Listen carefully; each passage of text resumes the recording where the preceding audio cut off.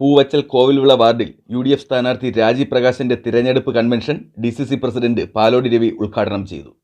കോൺഗ്രസ് മണ്ഡലം പ്രസിഡന്റ് കട്ടക്കോട് തങ്കച്ചൻ അധ്യക്ഷനായി. Ward president MP Radhakrishnan Nair സ്വാഗതം പറഞ്ഞ പ്രസ്തുത പരിപാടിയിൽ മുൻ Aruvikkara MLA KS Sabarinathan, S Jaleel Muhammad, BR Prathapan, N Jayamohanan, Jyothish Kumar, Uvais Khan, സന്ധ്യ, CR ഉദയകുമാർ, ചെല്ലയ്യൻ, ഇന്ദുലേഖ, ഗോപു നെയ്യാർ, കുളപ്പട ഫിറോസ് തുടങ്ങിയവർ സംബന്ധിച്ചു.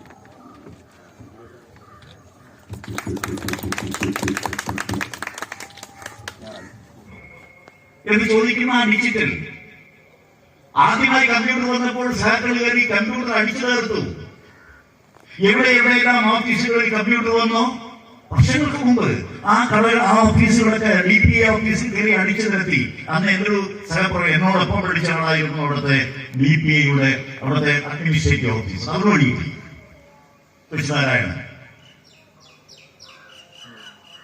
അത് കഴിഞ്ഞ് കൃഷിയിൽ കുറച്ചുകൂടി മേന്മയുണ്ടാകും. ഈ കൃഷിയെല്ലാം വിറ്റ് നെൽകൃഷിയെല്ലാം ആളുകൾ കളയത്തില്ല, അവർക്ക് അല്പം സഹായം ഉണ്ടാക്കാൻ ട്രാക്ടറുകൾ വന്നു, അടിച്ച് പൊളിച്ച് തകർത്തു. എല്ലാ ആധുനികവൽക്കരണത്തെയും മാർക്സിസ്റ്റ് പാർട്ടി തകർത്തു. എന്തുണ്ടായി? എല്ലാം ആന്ധ്രയിലേക്ക് പോയി, തമിഴ്നാട്ടിലേക്ക് പോയി, തെലങ്കാനയിലേക്ക് പോയി, കർണാടകത്തിലേക്ക് പോയി.